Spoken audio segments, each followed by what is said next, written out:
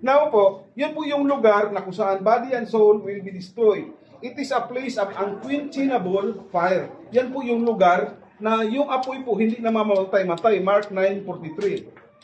At hell has many names. At ang impyerno po, mayroon hong maraming pangalan. Tinatawag sa Hebrew Bible, Biblia Vulgata, ang tinatawag po ng Sheol. Right? Now, sa New Testament, tinatawag din po yung Hades. Hades, di ba? Hades. Oh, Hades. Now, tinatawag din po siyang Gihina. Gihina po mga kapatid, yung Gihina kasi sa southern part ng Jerusalem po, naroon ho yung tambakan ng basura. At yun sa tambakan, punong-puno ng uod. Ngayon po, pag namatay po tayo, yun po yung tinatawag na Gihina. Kasi po doon sa impyerno, ang uod po yun, di namamatay. Naka po yun?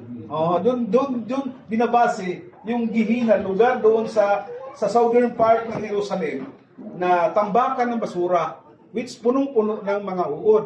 Yung pag namatay din tayo, yung uod doon sa impyerno, hindi po yun namamatay, ang lalaki pa. Kasi laki pa ng binti. Right? Okay?